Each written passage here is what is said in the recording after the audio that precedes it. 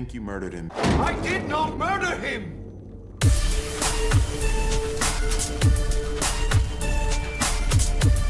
Prepare yourself, Dan Saiyan.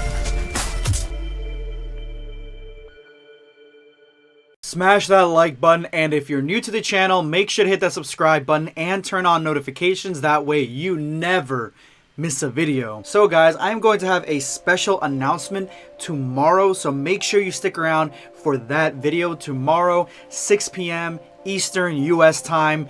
Be there or be square. Let me quickly get through the things that I did not like from Dragon Ball Super Manga Chapter 62.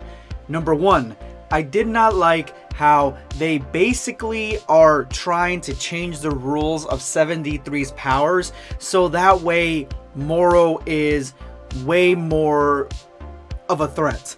He doesn't have a time limit, which is the huge thing that made 73 like grounded, I guess. It was something that was an inhibitor that made it so you could have a chance to fight against 73 even though he was so goddamn powerful.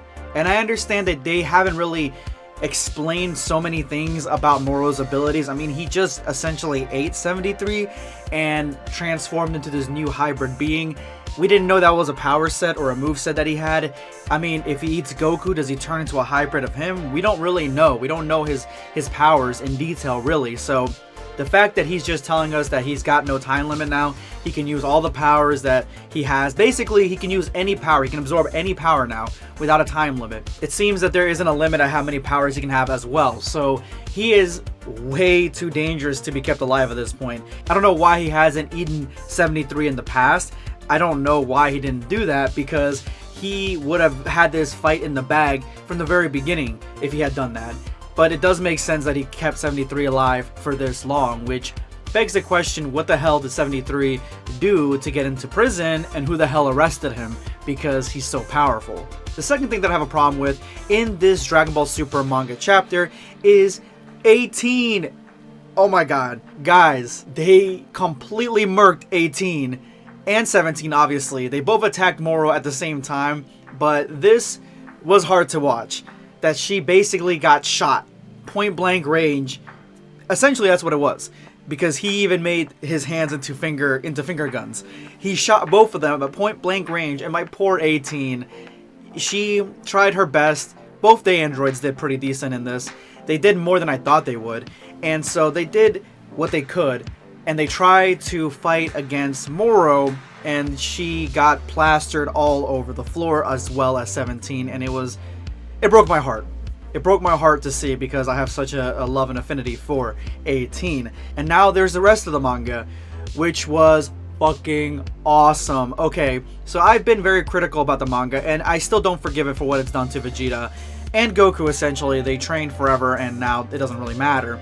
So that doesn't matter, but this whole manga, it was Avengers Infinity War when Thanos fights the Avengers in the Wakanda forest. That is essentially what's happening here. I posted that on Twitter. That is essentially what's happening. He is just going through the rest of the Z fighters. Once he takes down Vegeta with his own attack, which, come on Toyotaro, you already completely disgraced Vegeta enough in this manga, and you gotta kind of throw that last little jab at him. That big bang attack is just a regular blast. Like, come on, man. You're better than that. I know you're better than that. He just basically dug more salt into the wound, like, and just made it sting even more for us Vegeta fans. But Vegeta's down, and they have one more chance to deal Moro a severe and deadly blow by holding him still so Goku can hit him with a point-blank Kamehameha wave, and this blows up Moro's arm. But of course, Moro has still the abilities of Piccolo, because 73 had them, and I'm assuming Gohan as well, and he was able to regenerate right through Goku, dealing Goku what I would assume is a death blow, because I don't think Goku's gonna get up from this. I honestly would like Goku to, die at this point, because it doesn't make sense for him to live through this, and I feel like the story would progress in a more fresh direction if Goku would die and give the spotlight to somebody else. like Gohan or the next generation of Z fighters, that would be really cool. Although Moro does state that he's keeping them alive because he wants to eat their power, he wants to eat their ki, so he's keeping them for a meal. So what I'm thinking is that they threw that in there because they're saying that they're still alive. And that's what Moro is doing. He's keeping them alive because he wants to eat their ki. And I guess at this point, I don't know why he would, seeing as how he's already like all powerful, but I guess he's just insatiably hungry. But once Goku and Vegeta are down for the count, which to me are the two biggest disappointments in Dragon Ball Super Moro's arc, I think that the whole story, at least this chapter, began to shine, with Piccolo taking a leadership role along with Gohan. Everyone attacks Moro and they are all taken down in interesting ways. I already told you guys 18 got shot right in the face and it fucking sucked. And then Jocko is the last one standing and he has a moment, a chance to do something because Moro is not going to keep him alive. He's actually going to try to kill him, and so Jocko shoots him with the laser gun. And at the same time, Mirrors had snuck back into this barrier that Moro has created and brought Dende with him, and he shoots him as well at the same time, but infuses his own ki into that gun. And that's when Moro finally realizes, after getting a taste of Angel Ki, that this is not a regular Galactic Patrolman. This is an angel. And Mirrors is essentially about to break the law of angels, and we're going to see exactly what happens to Mirrors after this. Now, if they're not going to go in this direction, if they're not going to have Mirrors break the law of angels, they would have to bring in Beerus to actually do his fucking job, which I would like to see Beerus do something and fight a villain and, you know, do what he needs to do. But they may just go in the direction that they're gonna have Mirrors break the law of angels, which is also an interesting route. It's actually a really cool route because we're gonna see exactly what happens to Mirrors when that occurs. Does he just get Hikaru right there? Does he get arrested and brought on charges in front of Omni King? Who knows what happens to Mirrors? It's actually far more interesting than Beerus fighting Moro, honestly.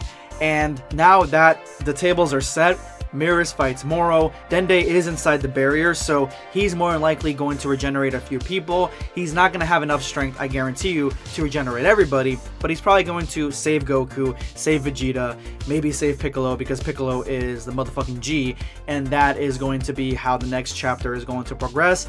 And I think that the Moro design, the new design, I've definitely warmed up to it. I never thought it was bad per se. I thought that the old design was cooler. I think this one looks more like the standard design, but I've warmed up to it and I think that it looks pretty interesting. And I definitely liked this chapter because it was a Moro chapter. It was a Moro centric chapter and it showed exactly what he's capable of and what his goals are, what his direction is, what he's actually trying to accomplish. And it was extremely well done and I give them props. Definitely love this chapter, guys, and I want to hear your thoughts about this chapter. Let me know in the comment section below, and if you made it to this point in the video, you are now part of the hashtag End of Video Squad. Thank you guys so much for all your support. Make sure to drop your comment with that hashtag for a chance to be featured in my next video. Today, I'm going to be responding to Ares Oblivion. Goku literally got the worst ass whipping in Dragon Ball history by OG Broly. Goku might last an entire hour.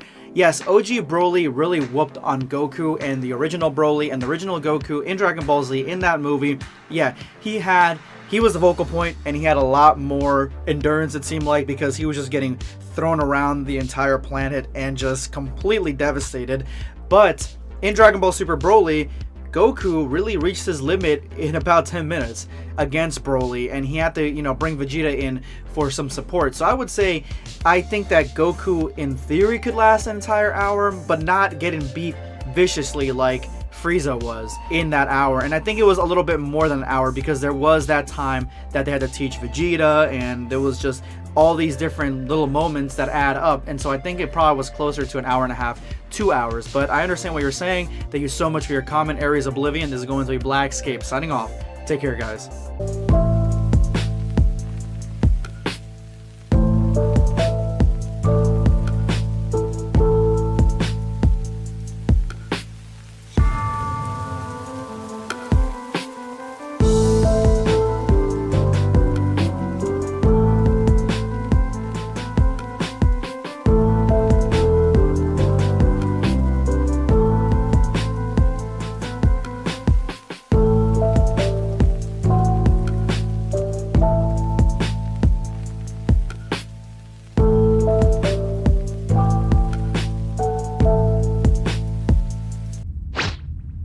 Subscribe for more content.